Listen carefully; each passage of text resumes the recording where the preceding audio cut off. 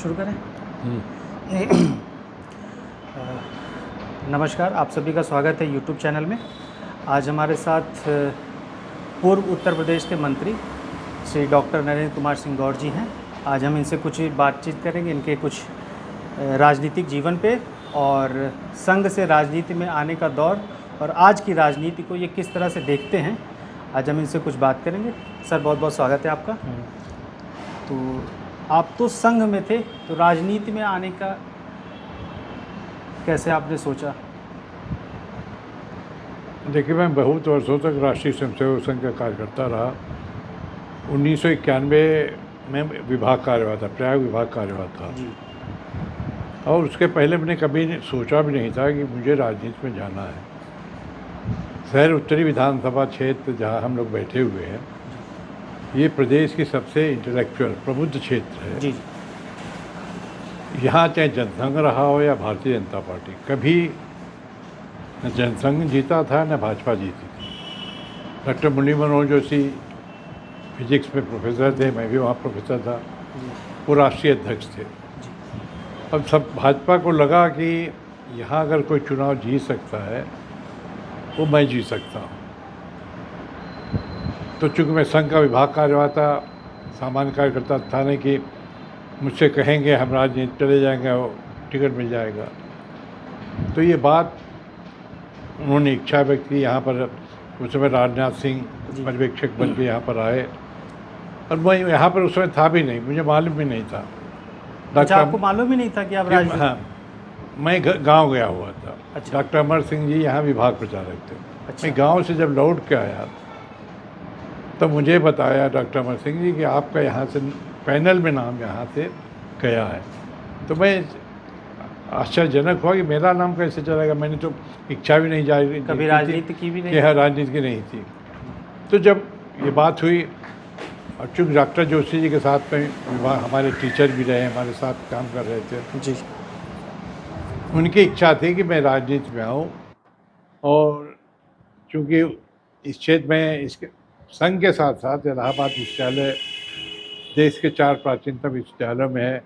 मैं अध्यापक संघ का कई वर्षों तक महामंत्री रहा, प्रदेश का प्रपूटा जो आवासीय विश्वविद्यालय शिक्षक संघ का एक अध्यक्ष भी रहा हूँ और उस समय में 91 में प्रपूटा का अध्यक्ष था जी।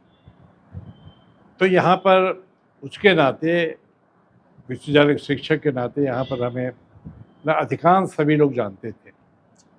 तो डॉक्टर जोशी ने कहा, तो मुझसे कहा, मैंने कहा मैं नहीं इसमें जानता, संघ से आप बात कर लीजिए, अगर संघ हमें अनुमति देगा तो हम चुनाव लड़ सकते हैं। उसमें माननीय रज्जू भैया सरसंघ चालक थे। माननीय रज्जू भैया से यहाँ के संघ के लोगों ने कहा, भाई सर चूँकि विभाग कार्यवाह है जी जी, तो रज्जू भैया सरसंघ चालक से आप बात करिए। उन्होंने बात किया। पहले चरण में रज्जू भैया ने मना कर दिया कि भाई हमारा अच्छा कार्य करता है, हम नहीं छोड़ेंगे। अच्छा, रज्जू भैया ने मना कर दिया? एक बार मना कर दिया। फिर मैं भी दिल्ली गया, बात की। हमने कहा कि इस तरह डॉक्टर जोशी चाह रहे हैं, वहाँ के लोग चाह रहे हैं कि हमें चुनाव लड़ो, लेकिन मैं संघ का कार्यकर्ता हूँ और मैं आपको आदर्श मानता हूँ। जब तक आप नहीं कहेंगे मुझे राजनीति से कोई लेना देना नहीं। पहले चरण में उन्होंने कहा कि नहीं। फिर ये हमारी सुबह बात होती है दिल्ली में। जी जी। फिर कहा अच्छा शाम को चाय पे आओ। जब चाय पे जाता हूँ तब उन्होंने कहा तुम्हारी इच्छा क्या? हमने कहा मेरी कोई इच्छा नहीं, राजनीति के लिए मेरी कोई इच्छा नहीं, लेकिन आप जो कहेंगे वो मैं उसको अच्छा सा पालन करूँगा। तब उन्होंने कहा अच्छा डॉक्टर जोशी जी चाह रहे हैं वहाँ क्षेत्र की, मैंने देखा है कि क्षेत्र में ऐसा तुम जितना तुम्हारी मांग है, पॉपुलर हो, तुम लड़ोगे तो चुनाव जीत सकते। तो उन्होंने अनुमति दी है। हमने कहा आपका आशीर्वाद चाहिए, उन्होंने आशीर्वाद दिया। तो 91 में पहली बार मैं चुनाव यहाँ से भारतीय जनता पार्टी के टिकट पर चुनाव लड़ा और उस समय यहाँ भारतीय जनता पार्टी बहुत कमजोर थी।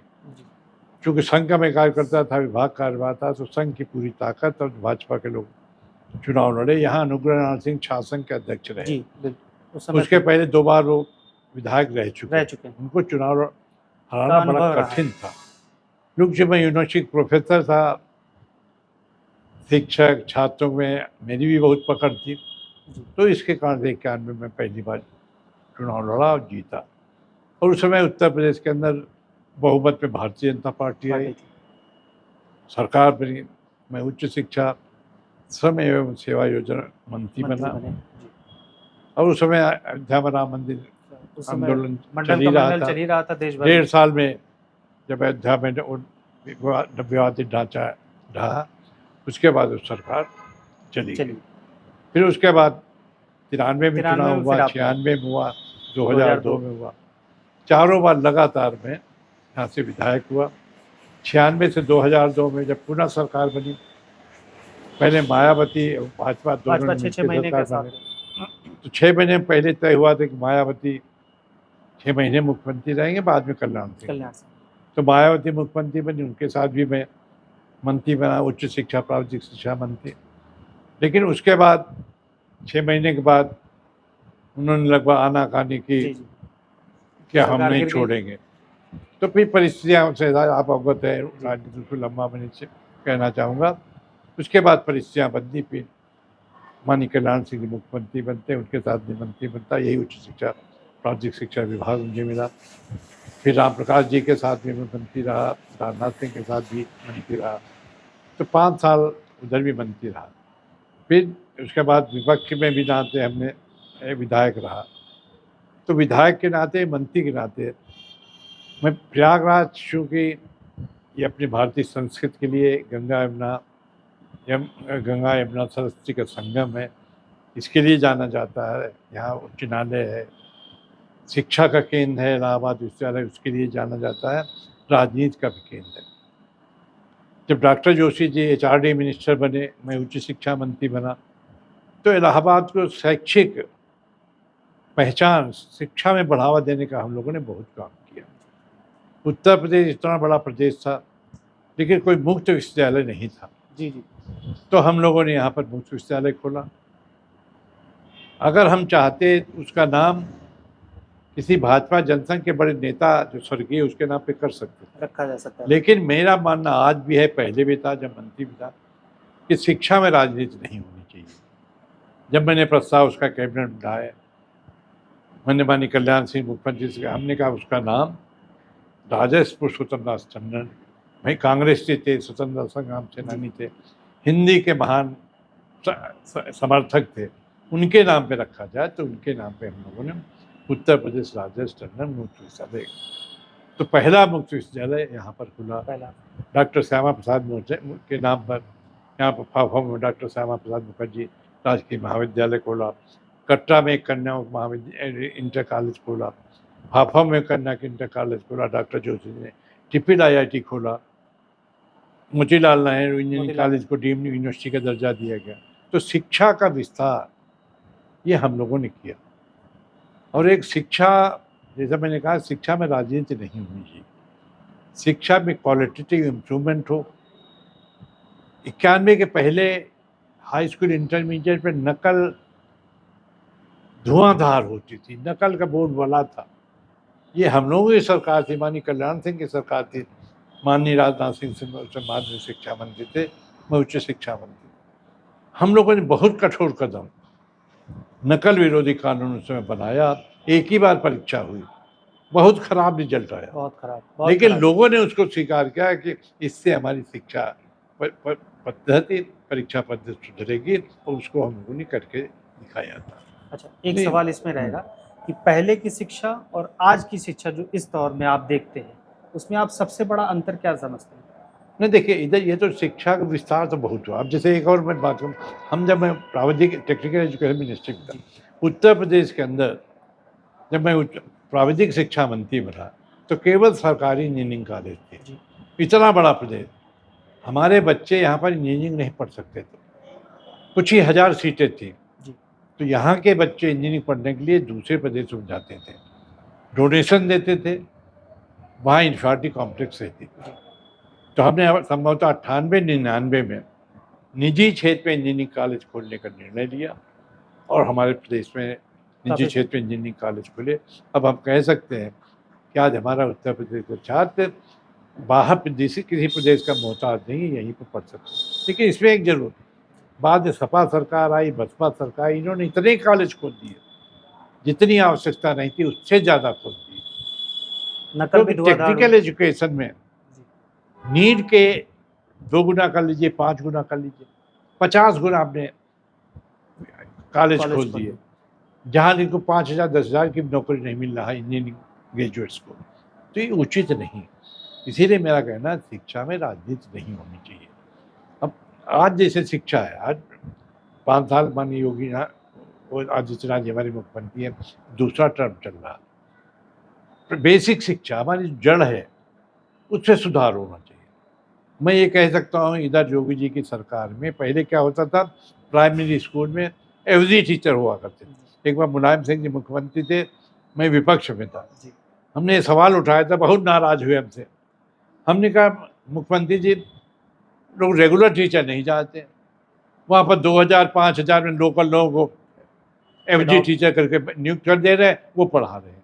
बहुत नाराज हुए। अब वो समाप्ति हुई है, लगभग शिक्षक जाने लगे हैं। बेसिक विद्यालयों में काफ़ी गुणात्मक सुधार हुआ है, इसे और आवश्यकता है। देखिए सुधार कभी पूर्ण नहीं होता, नहीं। चाहे शिक्षा हो चाहे विकास हो। तो योगी आदित्यनाथ सरकार ने पिछले 5 साल अब इधर माफिया और सरगना अपराधियों के ऊपर अंकुश लगाया है। इलाहाबाद का हम नाम नहीं किसी को लूंगा, कितना जमीन कब्जा कर रखा था पूरे प्रदेश के अंदर, कौड़ी भाव लेते थे, करोड़ों अरबों में जमीन बेच देते थे। पूरा भूमाफिया था। क्या प्रदेश के अंदर, देश के अंदर कोई मुख्यमंत्री के अंदर हिम्मत थी कि ऐसी जमीन भवनों पर बुलडोजर चला सके? ये केवल ऐसा हिम्मती अगर कोई मुख्यमंत्री योगी आदित्यनाथ जो करके दिखाया, ये वास्तव में देखा जाए उत्तर प्रदेश के अंदर बहुत बड़ा काम किया है। और हम सबसे जो हमारी सरकार दोबारा आई है, इसका बहुत बड़ा श्रेय योगी आदित्यनाथ जी की कार्यशैली जाती है कि इन लोगों के ऊपर उन्होंने अंकुश लगाया है।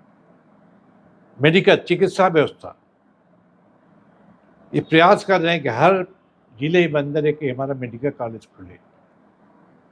लेकिन इसमें मेरा ये कहना है, आपके यूट्यूब के माध्यम से मेडिकल कॉलेज खुले या अन्य जो हमारे वहाँ डॉक्टर्स हो, आवश्यक उपकरण जरूर उपलब्ध हो। नहीं तो आपने मेडिकल कॉलेज खोल दिया, डॉक्टर नहीं है, आवश्यक उपकरण नहीं उपलब्ध होंगे, तो मरीजों को, रोगियों को हम सुविधाएं नहीं उपलब्ध हो सकें।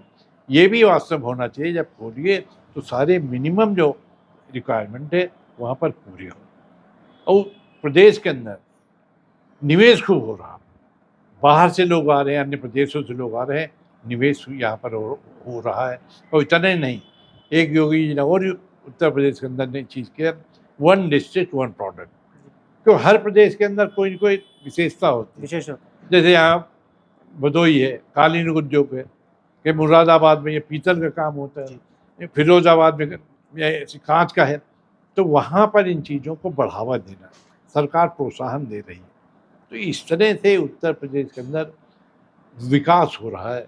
तो हम समझते हैं इससे और उत्तर प्रदेश आगे बढ़ेगा, इससे मेरा मानना है। जैसा एक सवाल इससे जुड़ता है, जैसे आपने कहा कानून व्यवस्था बहुत था, भूमाफिया का यहाँ पूरा का पूरा वर्चस्व था, कौड़ियों के भाव में ज़मीन लेकर के करोड़ों में बेचने का व्यापार चलता था। कानून व्यवस्था अब पिछले 6 वर्षों में अगर योगी जी की सरकार को देखा जाए तो आप उसको अच्छा मार्क्स देते हैं। लेकिन अभी पिछले कार्यकाल में हाथरस की घटना हुई, अभी कुछ दिन पहले 2 से 3 दिन पहले लखीमपुर खीरी के साथ भी एक घटना हुई। इस तरह को लेकर के विपक्ष काफ़ी सारे सवाल उठाता है योगी सरकार की कानून व्यवस्था को लेकर के। इसको आप कैसे देखते हैं? देखिए इतना बड़ा प्रदेश है, एकदम घटनाएं सब तो नहीं खत्म हो सकती, ऐसा तो है नहीं। मैं तो विज्ञान का छात्र शिक्षक रहा हूँ, अब स्विच है, बिजली हमने दबाया, बिजली ऑन हो गई। कानून व्यवस्था ऐसा नहीं कि हम स्विच दबाएंगे पूरा ठीक हो जाए। लेकिन मंशा क्या है सरकार की, नियत अगर ठीक है तो निश्चित रूप से इसमें बदलाव आएगा, सुधार होगा। और पुलिस में काफ़ी लोग ठीक है, लेकिन बहुत लोग ऐसे भर्ती हैं पहले के, उनकी कार्यशैली में बदलाव लाने की आवश्यकता है, कड़ाई करने की आवश्यकता है। और ये छुटपुट घटनाएं हो रही हैं, होने तो बहुत जगह हो रही हैं, लेकिन कई बार है मीडिया अगर 1-2 घटनाएं होती है उसको हाईलाइट करता, करना भी चाहिए, हम इसको अन्यथा नहीं लेते। नहीं तो सरकार जगह क्या, मीडिया का काम ही है जनता की आवाज़ सरकार के पास, शासन के पास पहुँचाना। तो लेकिन इस पर अंकुश लगा है और लगाने की आवश्यकता हम समझते हैं, लगेगा निश्चित रूप से। अच्छा बेरोजगारी को लेकर के काफ़ी सारे सवाल खड़े होते हैं सरकार को, सेंट्रल पे भी और स्टेट पे भी। इसको आप कैसे देखते नहीं, देखिए उत्तर प्रदेश में काफ़ी, अब इधर तो खूब भर्तियाँ हो रही हैं। हम डिग्री कॉलेज के हम तो उच्च शिक्षा मंत्री रहे, उच्च शिक्षा सेवा में कई काफ़ी सैकड़ों भी इधर भर्तियाँ हुई हैं, पुलिस में भर्तियाँ हुई। प्रक्रिया है, इसको तेजी लानी चाहिए। हम लोक सेवा आयोग के मेंबर से हमारी बात हो रही थी, कल इतना तेजी से हम लोग काम कर रहे हैं, ईमानदारी पारदर्शिता से काम होना चाहिए। लोक सेवा आयोग में इसके पहले अखिलेश यादव समय में क्या हुआ था, एक बिरादरी के लोग कितने नहीं होना चाहिए। थोड़ा देर हो जाए लेकिन पारदर्शिता होना चाहिए, लोगों के साथ न्याय मिलना चाहिए।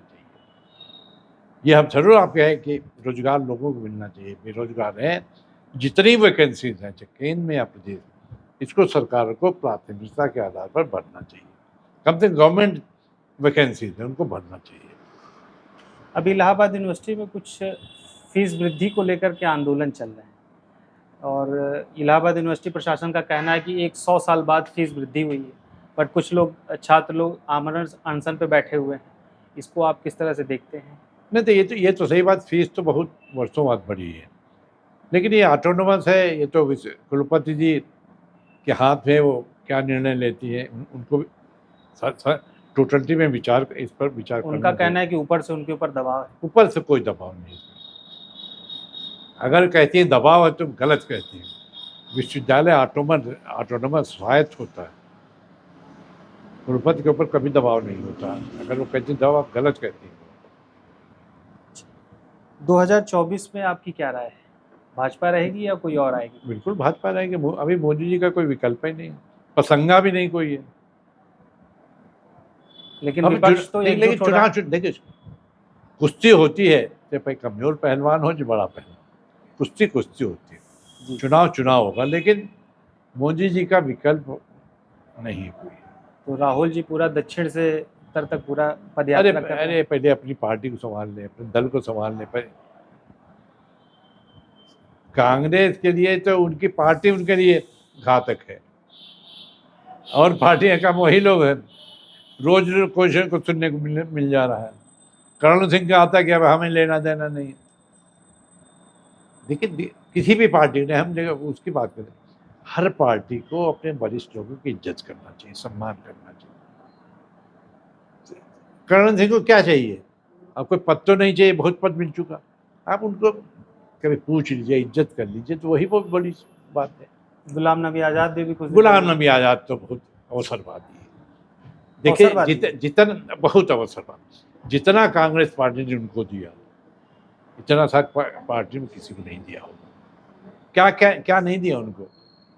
राज्यसभा सदस्य नहीं बनाया तो छोड़ दिए, ये तो कोई बात नहीं हुई। तो ज्योतिराज सिंधिया भी छोड़ दिए थे और ये सब भी छोड़े थे, वो भी क्या राज्यसभा के? देखिए मैं पार्टी लाइन से हट के कहता हूँ जी, मेरा व्यक्तिगत मत है, राजनीति में विधायक हो, सांसद हो, अगर पार्टी छोड़ता है त्याग पत्र दे, चुनाव लड़े, ये होना चाहिए। तभी वास्तव में सुचिता राजनीति में आ सकती है, नहीं तो ये सब फायदे के लिए है। भाई ज्योतिराज सिंधिया आप मंत्री न बनते ना, मान जाते आपको। हम उसकी बात, आप उसकी बात कर रहे हैं ना, वो भी अवसरवादी हैं ज्योतिराज सिंधिया भी। कौन? ज्योतिराज सिंधिया नहीं, हम जनरल बात कर रहे हैं ना, हम सिद्धांत की बात कर रहे हैं। कोई भी हो, 100 हो जेड हो, पार्टी छोड़ता है तो त्यागपत्र दे, चुनाव लड़े, ये होना चाहिए। एक आखिरी सवाल बस, आप कभी राज्यसभा जाने की बात नहीं हुई आपकी कभी किसी से? कभी इच्छा नहीं हुई आपकी? अपने बारे में क्या सोचना है? अपने बारे में नहीं सोचना। कभी पार्टी में आपकी चर्चा इस बारे में? ये सब सवाल व्यक्तिगत सवाल नहीं है। जी बहुत बहुत धन्यवाद आपका। उम्मीद करता हूँ कि आपको भी अच्छा लगा होगा बातचीत करके। मुझे भी बहुत अच्छा लगा। नमस्ते।